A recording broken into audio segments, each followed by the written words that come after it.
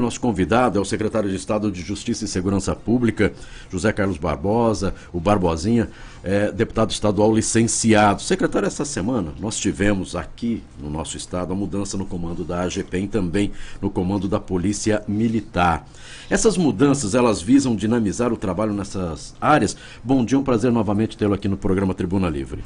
Bom dia, Marquinhos, bom dia, Carmen Sestaren, amigo Sérgio Cruz, amigos da Capital FM, satisfação muito grande mais uma vez estar aqui. E telespectadores através do YouTube da viamorena.com. Exatamente. Nós estamos aí. Secretário, essas mudanças ocorridas na AGPEM e também agora no comando militar, no comando da Polícia Militar do nosso estado, é para dinamizar o trabalho nessas áreas? Nós tivemos um problema relacionado à agência penitenciária, nós tivemos prisões de 2 diretores na cidade de Corumbá, e o diretor-presidente da AGPEM, o juiz aposentado Ailton Stropa Garcia, de princípios éticos, eu saí em defesa dele porque entendo que a história faz com que possa acreditar na idoneidade do presidente da AGPEM, e ele resolveu se afastar para que as investigações possam prosseguir sem qualquer preocupação de que o presidente possa estar influenciando os destinos dessa investigação. Então foi uma decisão madura, importante, dialogada conosco, com o governador do estado, e existia uma reivindicação antiga dos agentes penitenciários que um dos seus pudesse dirigir a agência penitenciária. E assim o fizemos. É histórico, pela primeira vez, um agente penitenciário, Aldi de Oliveira Chaves, 17 anos de agente penitenciário, ocupou várias funções, irá presidir a agência penitenciária. É uma experiência que nós iremos fazer para que consiga fazer a união desse grupo. Eles, várias vezes dialogando comigo, dizendo que não gostaria que o militar assumisse, porque foi cogitado a presença de um militar para dirigir a agência penitenciária. Certo. Então demos essa oportunidade, vamos fazer a avaliação, vamos acompanhar de perto, e esperamos que haja o empoderamento do cargo e haja, da parte dos agentes penitenciários, uma união muito grande em demonstrar que eles, agentes penitenciários, têm condições de administrar o sistema, e que esse exemplo bem-sucedido frutifique e possa, na sucessão dual de no futuro, também um outro agente penitenciário ocupar essa função. O comando, no caso da Polícia Militar, o Coronel Júdice, o atual comandante, ainda comandante, está indo para a reserva, assim como o subcomandante, Coronel Ovelar, ambos estão indo para a reserva, e por esta razão, Coronel Valdir, o atual comandante do policiamento metropolitano, também histórico, pela primeira vez, aquele que começou como soldado, dirigirá os destinos da Polícia Militar. Coronel Valdir iniciou como praça, como soldado, e chega ao mais alto posto do comando da Polícia Militar. Então, dia 16 nós iremos fazer a passagem de comando, né, para o Coronel Valdir. O Coronel Scalhar assume o subcomando, e a partir daí trabalhando e dando continuidade ao trabalho da nossa Polícia Militar. Bem, nós falamos aí da AGPEM, e aí, claro, responsabilidade da segurança pública, e a segurança pública do nosso estado solicitou tropas do Exército nos presídios. Como é que vai fazer, como será esse trabalho, por que foi solicitado, até para que a população entenda essa dinâmica? Marquinhos, nós vivemos uma situação de relativa tranquilidade, mas essa tranquilidade não nos dá o conforto de dispensar ajuda. Claro. Imagina, num dado momento, uma circunstância ocorra no Mato Grosso do Sul, e nós não pedimos o apoio das Forças Armadas ou da Força Nacional. Eu penso que, como nós estamos vivendo um quadro tenso nacional, eu tenho acompanhado a reunião dos secretários de segurança, e como também acumulo a pasta da Justiça, a reunião também dos secretários de Justiça, e estava ouvindo aqui o diálogo de vocês. Nós vivemos momentos tensos na vida nacional. Eu participei de uma reunião com o presidente da República, mais 9 governadores, 7 da região norte, mais Mato Grosso e Mato Grosso do Sul, e na fala do presidente Temer ele disse o seguinte: a situação que nós vivemos no Brasil, ela ultrapassa as fronteiras jurídicas e geográficas dos estados para se tornar um problema de segurança nacional. E é por essa razão que nós entendemos que em graves momentos de crise, a presença das Forças Armadas precisa ser repensada.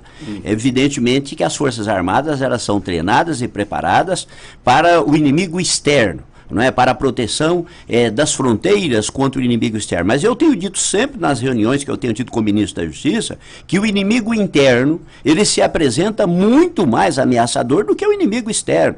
E nesse momento o papel das Forças Armadas é importante, principalmente na proteção das nossas fronteiras, completamente desguarnecido. O Brasil se transformou no segundo mercado consumidor de cocaína do mundo, né? Então, se passa drogas, passa usando o território brasileiro em direção a outros países, mas sobretudo para o consumo do mercado brasileiro. Então nós temos que repensar, né, as estruturas que nós temos hoje, que encontram-se completamente dilaceradas. Nós vemos o caso do Espírito Santo, por exemplo, num grave momento da crise do sistema penitenciário. Quando você tem o sistema carcerário numa crise como essa, e aí você tem o problema que nós estamos assistindo, não é, com aquartelamento de policiais militares, coloca realmente uma situação de alerta nacional.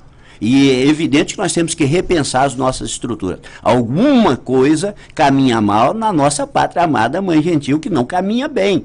Porque isso dá sinal. Isso não ocorre da noite para o dia. Os sinais de que não caminha bem, ela já vem de muito tempo. Na verdade, os governos negligenciaram o investimento da segurança pública. O secretário, Sim. Você falou assim, dinâmica. E há uma dinâmica surpreendente nessa crise da segurança, porque começa lá no presídio, não há chacinas e tal, entre internos, de repente muda, né, o lado B para uma crise já dentro da própria polícia, o caso do Espírito Santo. Que exemplo o Espírito Santo, a crise do Espírito Santo pode trazer para os novos estados, para os outros estados? Sérgio, o problema, por um largo período, a sociedade de uma maneira geral e os próprios estados achou que a violência existente intramuros, dentro dos presídios, ela estava circunscrita a esse espaço. Essa violência que existe dentro do sistema prisional e que eclodiu na região norte do país, ela começou a sair para fora. E aí você tem o problema da crise econômica. Eu vejo, por exemplo, aqui na página do Correio do Estado, queda de receita agrava crise no Mato Grosso do Sul. Em Mato Grosso do Sul, ainda é uma exceção à regra. Nós somos um dos 6 estados da federação que paga salário em dia. Nós temos 20 estados da federação que sequer conseguem pagar o salário de seus servidores. Quando você tem uma crise em uma empresa que ela não paga o salário de seus servidores, qual é o destino inexorável dela? É a falência, é a quebra. Uma empresa privada, ela funciona assim. Agora, o Estado, ele não fale. O Estado não quebra. Só que você provoca o esgarçamento do tecido social. E é exatamente isso que está ocorrendo. Nós temos que repensar as estruturas do Estado, o tamanho do Estado, o quanto que o Estado pode gastar. Não existe mais espaço para aumento de tributos. A população, a sociedade não suporta mais pagar mais tributo. Agora, se nós pagamos tantos tributos, de tantas formas, e as coisas caminham mal, alguma coisa está errada. Exatamente no ponto de vista administrativo, econômico, financeiro, no modelo que se adotou no Brasil, né, de proteção de determinadas castas, que nós temos que repensar nesse momento. E a questão da reforma previdenciária é um dos itens em discussão. Aí, por exemplo, quando nós chegamos, Marquinhos, na questão militar, eu, por exemplo, eu sou um dos defensores, dentro da questão da reforma previdenciária, que o militar ele tem que ser visto de forma diferente. Ele não pode ser visto como o conjunto dos servidores. O militar tem uma diferença, que no Espírito Santo, isso nós temos que pensar, está quebrando esse paradigma e está quebrando esse discurso. Qual é a diferença do militar? O militar não pode se aquartelar, o militar não pode se sindicalizar, o militar não pode fazer greve, o militar não se aposenta, ele vai para a reserva e ele pode ser chamado a qualquer momento. Então, se nós olharmos na cartilha, o militar efetivamente é diferente. E se ele é diferente, ele tem que ser tratado com diferença. Agora, na medida em que o militar começa a se assemelhar às outras categorias, ele perde exatamente o discurso do tratamento diferenciado. Então são questões que os militares também têm que olhar para dentro da sua instituição. Outra coisa, jamais pode se perder a capacidade do diálogo. Tem que se abrir a receita. Existe espaço para aumento de salário? Existe espaço para aumento de benefícios? É possível que com essa ação você não vai matar a galinha e ela vai parar de botar ovos e com isso você vai provocar uma crise maior, que é o não pagamento do salário? Então é preciso que haja, do ponto de vista do governo, clareza em mostrar o tamanho da sua receita e como ele gasta essa receita, e do ponto de vista dos servidores também a compreensão do momento de grave crise nacional que nós vivemos do ponto de vista econômico-financeiro. Isso passa. Né? A crise de 1929, que até então tinha sido a maior, ela provocou 2 anos de violenta recessão e no terceiro começou a crescer. Esta agora, Carmen, pelo 3º ano consecutivo nós estamos em recessão. Então, não se pode ignorar o quadro nacional que nós estamos vivendo.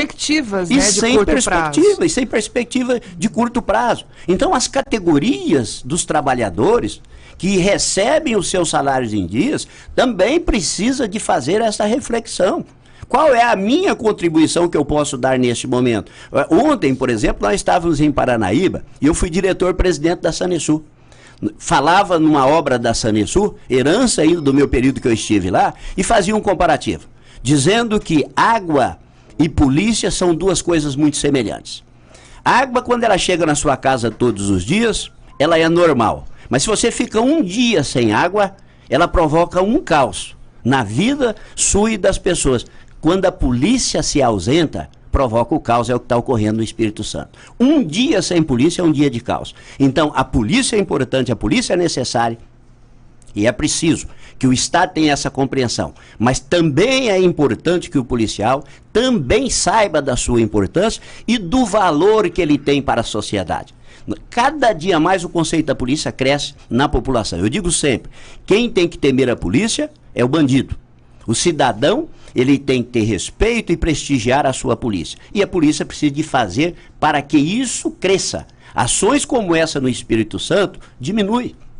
Ela faz com que a população perca a confiança na sua polícia, sem entrar no mérito da reivindicação, que eles têm direito de reivindicar. Agora, parar e provocar o caos social é fazer com que a própria população continue pagando. A população paga o imposto e quando você tem uma reivindicação, quem continua pagando também é a população, não é privada do serviço público, porque na greve, se é na universidade, os professores param de dar aula. Sacrifica alunos, sacrifica pais. Tem muita gente repensando hoje colocar os filhos nas universidades públicas. Então nós precisamos de repensar, inclusive, esse modelo. E a transmissão da informação da maneira ultra rápida, como é feita hoje, faz justamente com que as pessoas tomem conhecimento dos fatos quase que imediatamente. E o ser humano tem uma capacidade de se influenciar muito grande. Né? Nós temos notícias aqui, por exemplo, de boatos que circulam no Rio de Janeiro, deixando já a população alarmada, né? Por conta de uma possibilidade também de uma paralisação ou de movimentos de aquartelamento de policiais militares no Rio de Janeiro. Então já começa a pipocar aquela rádio peão, né? Aquela coisa dos boatos que já contaminam e geram uma sensação de insegurança cada vez maior. Então isso precisa ser combatido, precisa ser tratado com muita serenidade e os governos precisam realmente tomar essas medidas amargas. Carmen, os profetas do caos também estão aqui no Mato Grosso do Sul, já está circulando nas redes. Ontem eu fiz questão de entrar na parte do Facebook de um comunicador lá de Dourados postando na sua página de Facebook, né, dizendo que aqui no Mato Grosso do Sul ele ouviu de um policial militar que pode ocorrer aqui no estado. Ora, as pessoas de forma irresponsável, tem gente que parece que torce para o caos, esquecendo-se que o caos pode voltar para dentro da sua casa. Ninguém está imune ao caos. Ninguém, de nenhuma forma, de nenhuma maneira. Então nós temos que trabalhar no sentido de que as garantias salariais, os direitos dos trabalhadores sejam mantidos, né? Mas também, por outro lado, nós temos que garantir que a lei e a ordem sejam mantidas. O que mantém a paz social é exatamente a garantia do Estado Democrático de Direito, a garantia da lei e da ordem. E quem veste uma farda, quem coloca um distintivo, não escolhe apenas uma profissão. Isso é uma vocação, é uma forma de vida. Ele tem maneiras de reivindicar, ele tem maneiras de cobrar, mas ele tem um papel social muito importante para com a sociedade. Não é para com o governo, não. É para com a sociedade que paga o seu salário. É o povo que contribui. Então, se eu vou protestar, na verdade, esse protesto acaba virando contra o povo, que é aquele que paga o salário, que se sacrifica, não é? Que levanta cedo e que dá o duro para poder manter as coisas minimamente funcionando.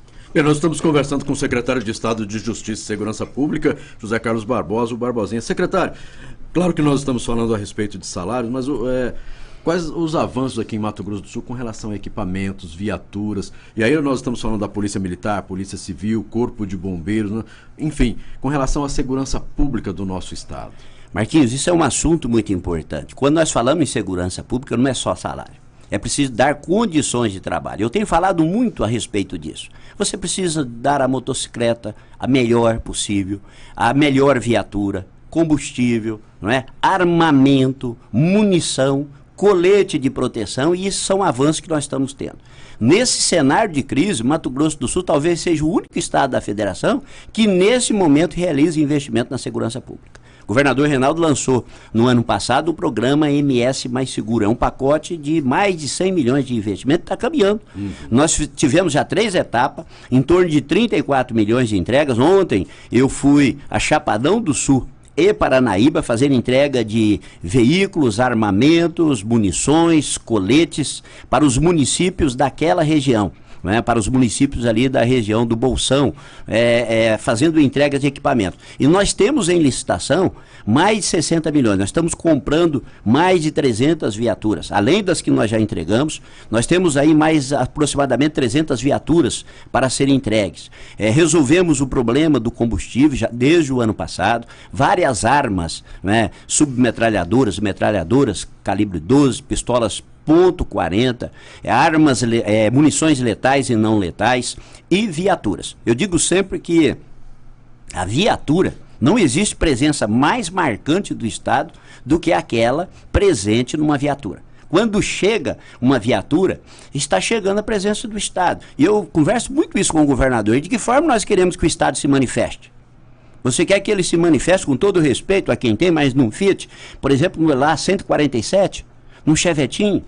Ou você quer que ele chegue numa caminhonete bonita, reluzente, né, com policiais bem armados? A polícia, ela precisa de impor a sua presença. Ela precisa de impor respeito, mas também ela tem que impor temor ao bandido, àquele que resolve praticar a criminalidade. Ela precisa de saber que a polícia está preparada, equipada. Então, nós temos que pensar em salário, mas também nós temos que pensar em condições de trabalho. E nisso nós estamos trabalhando aqui fortemente no Estado, para que as nossas polícias, tanto a Polícia Civil quanto a Polícia Militar, os bombeiros militares, os investimentos que nós estamos realizando nos bombeiros, na estrutura do Corpo de Bombeiro, é nesse governo maior do que toda a história do Corpo de Bombeiro. O que nós estamos comprando e adquirindo, por exemplo, a escada, a Magiros é a marca, né? Mas é aquela escada para alcançar grandes alturas que nós estamos comprando, não é?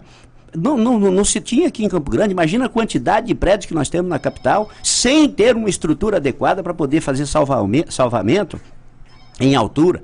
E por que não se compra? Porque ela é muito cara. Ela custa mais de 6 milhões, essa escada. Secretário, olha, há anos, como jornalista, eu ouço dizer da deficiência dessa escada, até hoje. Até hoje. Impressionante. Quando fala em Magiros, você já lembra. Pois é. Então, estamos adquirindo, houve autorização e já em processo de licitação, brevemente nós teremos... que enfim vai ser resolvido. Vai ser resolvido esse problema. Então, penso que aqui no Mato Grosso do Sul, embora nós tenhamos reivindicações, e é natural que elas existam, da parte da Polícia Militar, da Polícia Civil, de todas as categorias, mas nós estamos dialogando, conversando com eles e mostrando que os investimentos também, por exemplo, colete de proteção policial, estavam os policiais praticamente todos trabalhando com coletes vencidos. Isso é um instrumento de proteção importantíssimo para o policial. Equipamento pesado, não é? Que o policial carrega aquilo no seu dia a dia, ele acaba acostumando, imagina o calor de Campo Grande, e ele com aquele revestimento pesado e carregando, mas é fundamental para a sua proteção, e muitas vidas de policiais já foram salvas exatamente pela utilização desses equipamentos. Foram 6 mil coletes que nós adquirimos aqui no Mato Grosso do Sul e distribuímos para todos os policiais do nosso estado. Bem, só lembrar que essa escada Magiros é igual seguro de carro, né? Você é necessário, você não quer usar, mas é necessário. É a mesma coisa, essa é a escada. Custa 6 milhões de reais, com 6 milhões eu posso utilizar em uma outra área da segurança, mas é necessário. Talvez ela fique aí por 10 anos sem a utilização, e aí a gente vai aplaudir. Melhor ainda, né? Melhor ainda. Só que pode, de repente, ela chegar no outro dia você precisar que ela seja utilizada para salvar vidas. São 8 horas mais 14 minutos. O senhor falou a respeito aí, não é, das nossas fronteiras. E também foi discutido com o governo federal o trabalho do Exército nas fronteiras para ajudar a segurança pública do nosso estado. Como é que está essa situação, secretário? Vai sair do papel? Como é que está essa discussão? Nós temos dialogado com as Forças Armadas, notadamente com o nosso Comando Militar do Oeste aqui em Campo Grande. Existe uma predisposição. Nós temos, historicamente, nas Forças Armadas, no Exército, a realização da chamada Operação Ágata. A Operação Ágata é uma mega, ultra operação, que tem um custo de aproximadamente R$1.100.000 por dia, mas ela existia com data marcada, determinada, com uma antecedência. Olha, a Operação Ágata vai começar no dia 10 de março e vai terminar no dia. Se dizia que isso é para dar férias para bandido. Então, nesse período, a bandidagem entrava de férias, espera terminar e aí nós retomamos. O ponto positivo que se tinha disso é que quando terminava na outra semana, o DOF, o DENAR, as polícias rodoviária federal e a Polícia Federal prende uma barbaridade. Mas era uma operação com data marcada. Na verdade, muito mais para fazer o adestramento dos policiais do Exército do que propriamente uma operação para dar resultado. O que nós temos de informação? A Operação Ágata ela vai ser diluída ao longo do ano em operações menores, sem data marcada, mas de uma forma mais permanente. Então nós teremos a presença das Forças Armadas mais constante nas nossas fronteiras. Estamos reivindicando da mesma forma a presença da Marinha, da Aeronáutica, não apenas do Exército. Agora, nós temos a questão do sistema penitenciário. Qual vai ser o papel do Exército em relação ao sistema penitenciário? O que tem autorizado é apenas a varredura interna do sistema prisional. Obviamente que eles vão montar toda uma estrutura de proteção, entram muito equipados. Quem faz o trabalho de contenção dos presos é a Polícia Militar e os agentes penitenciários, e o Exército vai fazer a varredura do sistema para buscar aquilo que não pode ficar dentro de presídio. Celulares, equipamentos. Agora, o que nós temos discutido muito, e eu apresentei essa reivindicação em Brasília, mas há uma resistência muito grande, é de que o Exército pudesse ocupar as guaritas dos presídios. Sim. E fazer o controle de entrada. Porque nós vamos fazer... de alguma forma isso está entrando. Ou entra por arremesso, ou entra por ingresso de pessoas, ou eventualmente entra por outros caminhos. Mas está entrando o celular. Uma das coisas que nós não se compreende no Brasil, mas que nós temos questionado o ministro e não se obtém resposta, é que o problema do celular, muito mais do que tirar celular dentro do presídio, é bloquear o sinal. Nós temos tecnologia para isso. Por que não se exige das operadoras o bloqueio do celular? Ora, isso é um serviço de concessão. Bastaria mudar a legislação e exigir que as operadoras façam o bloqueio. Eles têm condições de fazer isso, inclusive dentro da zona de bloqueio, criar um espaço que você possa ter comunicação. A tecnologia possibilita isso. Agora, o que vai fazer? O governo liberou recursos para que a gente possa contratar empresas privadas ou locar equipamentos para poder fazer essa proteção a um custo muito caro. Eu penso que esse custo deveria ser destinado às operadoras, e uma coisa que me chama muita atenção, as operadoras veem presídio como uma questão comercial.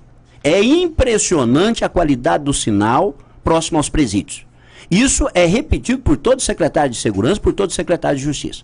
Se constrói um presídio, imediatamente As operadoras colocam as suas torres e jogam o sinal. Porque ali dentro é o mercado consumidor, que se fala 24 horas por dia. A gente precisa mudar agora, quase que diariamente o número do chip, então também vende agora, muito. Carmen, inconcebível é nós pensarmos em termos de Brasil que não exista de cima para baixo, até porque o Supremo Tribunal Federal considerou inconstitucional as leis estaduais. Vários estados fizeram leis estaduais obrigando as operadoras a bloquear o sinal. O que aconteceu? O Supremo veio e deu uma decisão dizendo que assunto de telecomunicações é competência do governo federal, portanto as leis estaduais então, é inconstitucional. Então seja competente o governo federal e haja, né? Exatamente. Então são coisas, Marquinhos, que a gente vê no Brasil que não conseguimos compreender. Isso deveria ter a liderança do ministro da Justiça, do ministro da Defesa, porque isso impacta a segurança nacional. Presos, não é? A cúpula do crime organizado, às vezes de dentro do sistema prisional, mandando ordem para fora, utilizando o serviço público de telecomunicação que deveria ser bloqueado. Então, na verdade, às vezes a gente acaba enxugando gelo e alimentando esse mercado. Porque isso tem um preço, tem um custo. Quem ingressa com esses equipamentos para dentro do presídio, por certo, está levando vantagem. Seja de dentro do serviço ou de fora dele. Então, são questões que a gente precisa de analisar profundamente, que nós temos debatido com o governo federal. Estamos no aguardo do anúncio do novo ministro da Justiça e esperamos, né, que nós tenhamos menos discurso e mais recursos. Não se faz segurança pública com conversa. Segurança pública é cara. Segurança pública exige investimento, exige equipamento, exige tecnologia e existe vontade política. Eu digo sempre uma coisa: segurança pública pode não fazer ganhar a eleição, mas segurança pública faz perder a eleição. Opa, veja o que está acontecendo no Espírito Santo. Então é fundamental nós debruçarmos sobre essa causa e tratar a segurança pública com responsabilidade. Secretário de Segurança Pública e de Justiça do nosso Estado, José Carlos Barbosa, Barbosinha, nosso muito obrigado mais uma vez pela participação aqui no programa Tribuna Livre, da maneira, como demonstra como está o trabalho da nossa segurança pública aqui no Estado e, claro, para que a população realmente saiba que nós estamos tranquilos, mas sempre trabalhando, sempre atentos para que não ocorra o que vem acontecendo em outros estados aí, que essa é a nossa torcida. Parabéns pelo trabalho realizado. Muito obrigado, Marquinhos, sempre vigilante e alerta. O sistema nosso jamais permite tranquilidade, a gente não pode dormir em berço esplêndido, né? Na verdade, fecha um olho e mantém o outro aberto, porque vive-se realmente num quadro de tensão. A linha divisória para um lado e para o outro é muito tênue. A gente precisa estar sempre vigilante, trabalhando, dialogando, conversando, usando as áreas de inteligência, porque eu acho que isso é fundamental. Uma alegria muito grande estar com você, com a Carmen, com o Sérgio Cruz, dialogando com os nossos amigos da capital e todo Mato Grosso do Sul. Muito obrigado.